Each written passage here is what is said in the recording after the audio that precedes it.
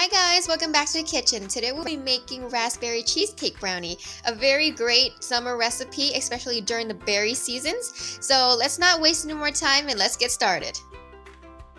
First you'll need raspberry, of course, and what you want to do is use a fork and just lightly press on them, or you can even roughly chop them if you want until they're just quite roughly crushed or roughly into smaller pulp form pieces.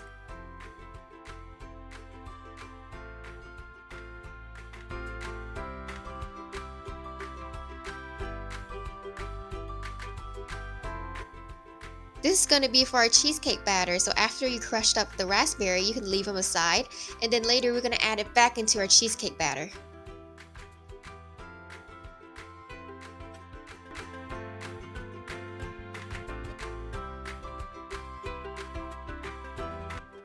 Next, you want to cream together your cream cheese and your sugar.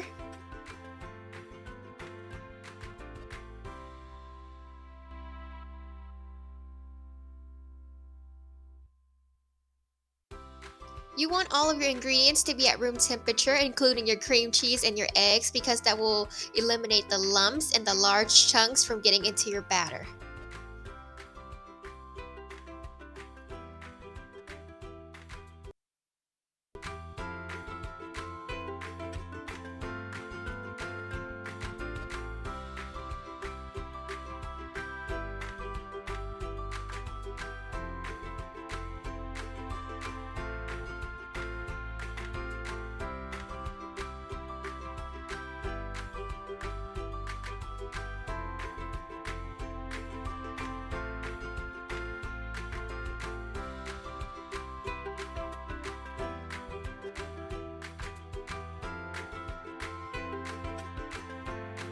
When your cream cheese and your sugar are thoroughly combined, add in your egg and your vanilla extract.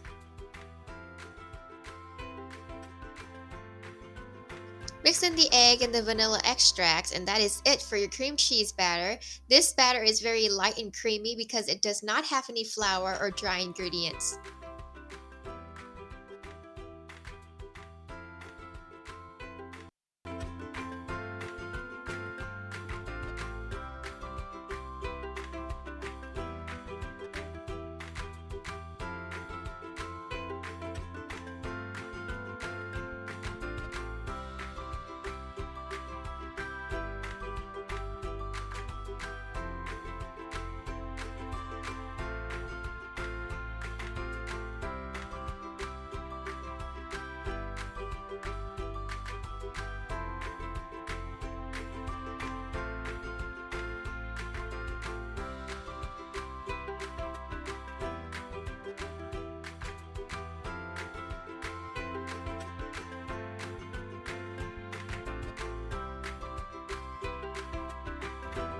When the cream cheese batter has come together, you should get a mixture almost like pudding, and that is the consistency that you want.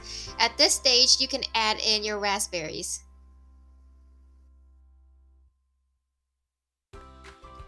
You will lightly and slowly fold the raspberry into the cream cheese mixture to create the famous red streak of the raspberry. Don't mix it up too thoroughly because it will lose the red color and turn a light pink instead. After you are done adding the raspberry into your cream cheese mixture, we're going to set that aside and move on to our chocolate brownie batter. You want to chop up the chocolate into smaller pieces so it will be easier to melt.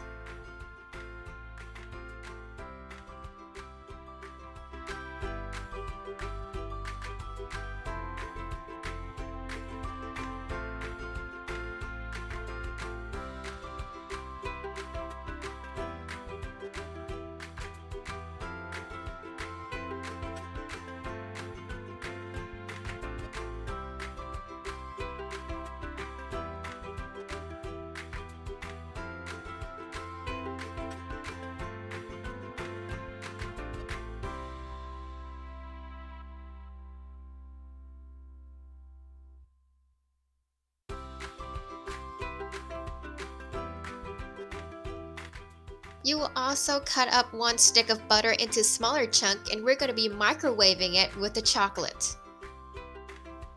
I recommend cutting the butter into 4 pieces so it'll be easier to melt down in the microwave, or you can even separate it into 2 tablespoons.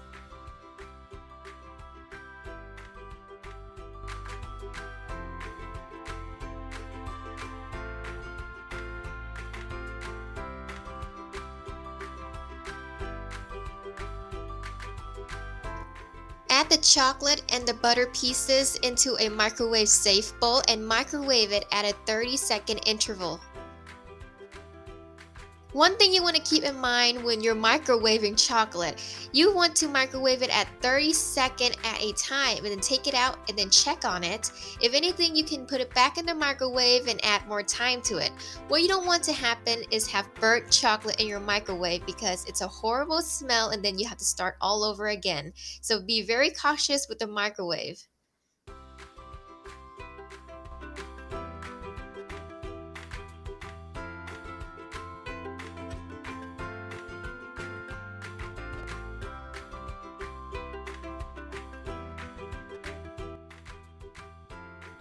When your chocolate mixture is ready, let it cool down to room temperature before adding in your sugar and your eggs.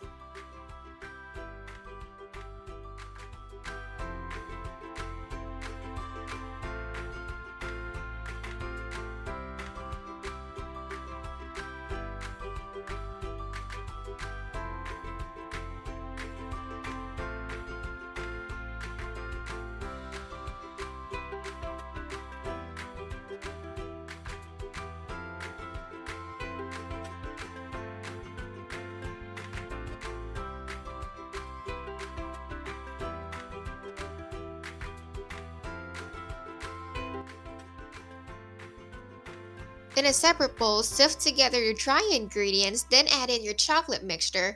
Remember to whisk very thoroughly so there will be no flour lumps. This is the last step to your brownie batter, and after that we can start baking.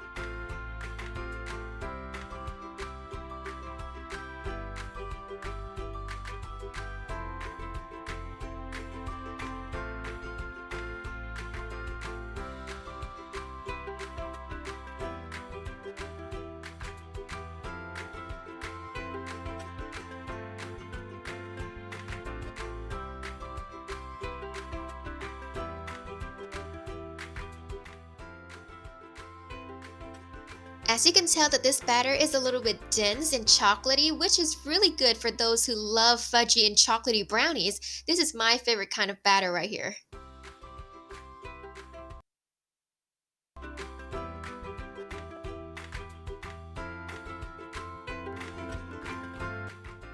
Now you're going to transfer the brownie batter into a lined baking pan. I'm using a 9 by 9 inch pan right here, but you can definitely use something smaller for thicker brownies.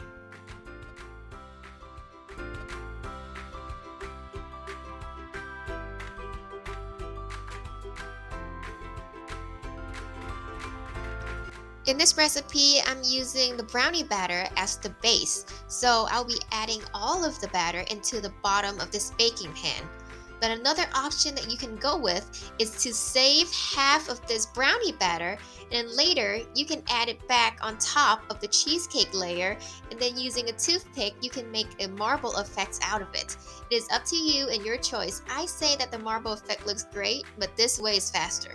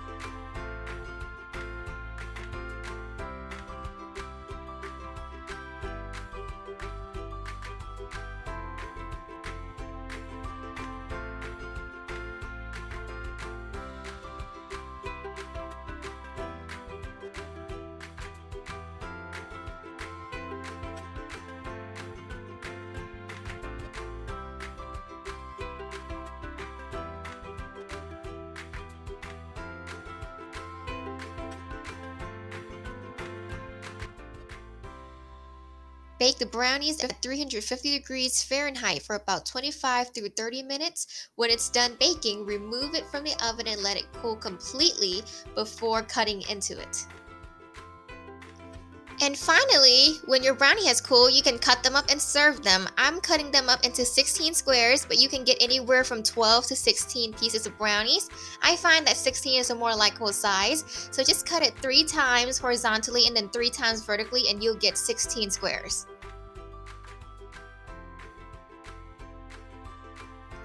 Also, another tip when you're cutting into the brownies, you might want to refrigerate it first. The reason being is the cream cheese will get really soft after you bake it. So putting it in the fridge will set up the cream cheese, so when you cut into it, the cream cheese will stay together and it will make your slices of brownie look neater.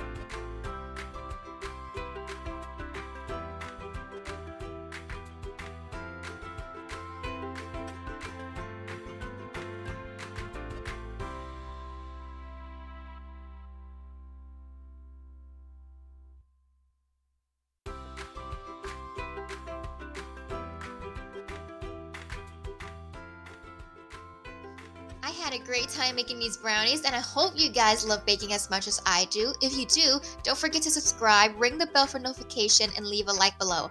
Also, if you guys have any great creative idea for a video, please leave it in the comment box. Thank you so much.